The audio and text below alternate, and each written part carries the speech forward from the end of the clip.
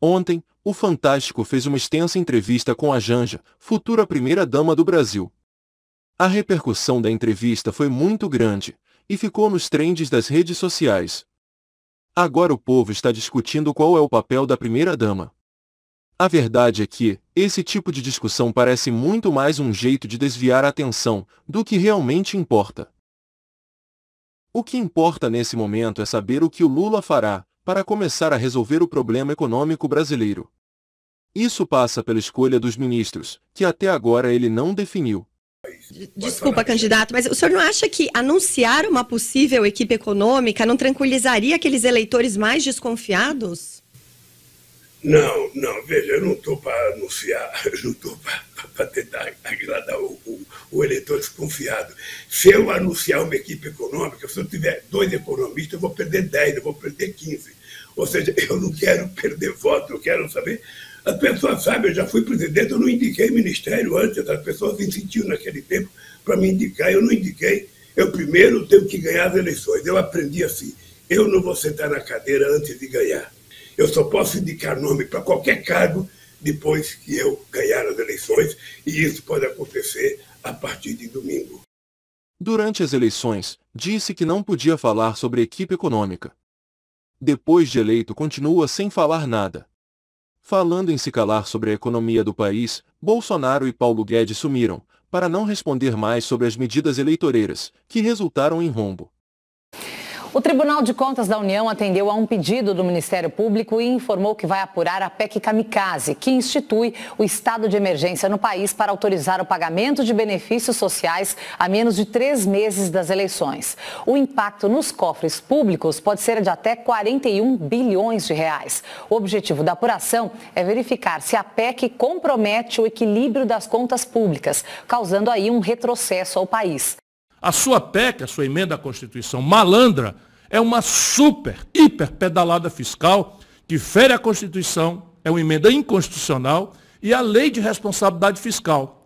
E é um caminho à margem da lei que leva o Brasil para onde Bolsonaro sempre quis, o de finalmente nos transformar, de uma vez por todas, numa republiqueta de banana. Aberto esse precedente, que já é maléfico em si mesmo, qualquer presidente, raciocine junto comigo, aberto esse precedente, qualquer presidente daqui para frente pode inventar um estado de emergência às vésperas de qualquer eleição e fazer jorrar dinheiro com o único objetivo de ganhar votos. Isso é uma fraude, isso é uma vergonha. O verdadeiro estado de emergência que nós vivemos é esse que nos tornou reféns de um governo corrupto, de um presidente picareta e genocida, e, ao que parece, não encontra nenhum freio institucional capaz de detê-lo. Isso é o que mais me choca. Nenhum freio institucional capaz de detê-lo.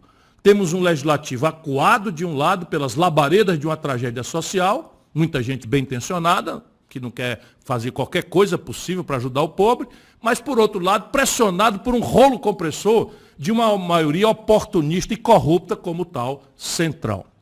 Tão grave quanto, eu digo isso com muito respeito, mas com muito incômodo, de um democrata que ama o Estado de Direito e que sabe que no Estado de Direito democrático a última palavra há de ser do guardião da Constituição, da nossa Suprema Corte. Mas é tão grave quanto a omissão do Legislativo, termos um STF que volta e meia se perde em ativismos diversos e renuncia ao seu papel institucional insubstituível de garantidor maior da Constituição, permitindo que propostas de emenda à Constituição politiqueiras e fraudadoras como essa se tornem quase uma regra e não uma exceção. A Constituição brasileira virou baderna, toda porcaria agora vira emenda à Constituição. Além das possíveis pedaladas fiscais, o governo Bolsonaro fez desabar a arrecadação dos estados em 2023, e isso vai se refletir em menos recursos para a saúde, educação e segurança. Ciro Gomes avisou, mas uma grande parte do povo preferiu votar no Bolsonaro, e na sua demagogia e manipulação. E como é que vão os estados? Deixa eu te dizer, 23 dos 27 estados brasileiros e Distrito Federal incluso, estão com a linha d'água do ajuste fiscal mortais. E não são estados triviais. São Paulo, Rio de Janeiro, Minas Gerais, Rio Grande do Sul, estão pendurados aqui e ali com liminares para não pagar a dívida com a União. Quebrados. Então você vai pegar estados que já estão ilíquidos, que são responsáveis por um financiamento mal e porco, não é? Da educação e da saúde, da segurança pública, que são os grandes dramas da população brasileira, para subsidiar com este dinheiro por apenas 3 meses, que é o período que o Bolsonaro quer de novo enganar a sociedade brasileira, uma política de exorbitância de lucros do acionista minoritário. Isso é um crime. Enquanto isso, Lula só fala em uma tal PEC de transição, onde ele poderá gastar mais 200 bilhões de reais, mas ele terá que derrubar o teto de gastos, ou não conseguirá governar como quer. A saída anunciada foi a apresentação na semana que vem de uma PEC, que é uma mudança na Constituição para permitir que programas sociais fiquem fora do teto de gastos, regra que limita o crescimento de despesas do governo federal. Opção escolhida no momento, apesar de aliados terem cogitado também a abertura de um crédito extraordinário, que pode ser criado por medida provisória, mas é preciso comprovar a urgência da despesa. A PEC precisa da aprovação de no mínimo 308 deputados e 49 senadores. Mas teto de gasto com status constitucional é uma absoluta aberração. Por quê? Porque o anúncio aqui é que você está querendo proteger o equilíbrio das contas públicas. Só que a maior conta pública é juro para banco, que subiu para 600 bilhões de reais por ano a mais, só agora no governo Bolsonaro, e está fora do teto de gastos. O teto de gastos, a pretexto de garantir a equação de finanças públicas sadias, não protegeu, por exemplo, os super salários dos generais, que aumentaram 9 pontos acima da inflação. Onde é que está praticado o teto de gastos? Naquilo que interessa ao povo, na depressão violenta, histórica, no pior nível do mundo, do investimento.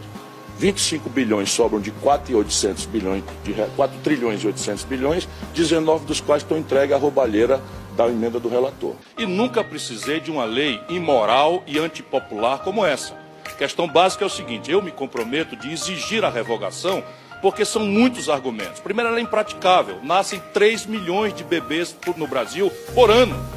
Como é que pode uma emenda como essa, apoiada pelo PSDB e pelo Temer, não é, que proíbe o Brasil de expandir maternidade, vaga em creche, vaga em escola, para 3 milhões de bebês? Você imagina a reposição de carro da polícia, você imagina as propostas de reforçamento de segurança. Se a gente não se comprometer a exigir, nós vamos ter clareza de quem governa para os ricos e quem governa para as maiorias populares. O IPTU que vocês pagam em São Paulo, região metropolitana, só São Paulo, o IPTU de um mês de IPTU que vocês pagam aqui, equivale ao que o Brasil rural, do latifúndio, mais rico do mundo, paga por ano de imposto territorial rural. Isso é o lulismo. O lulopetismo é isso. Miséria, migalha para o povo e, privilégio para os super ricos.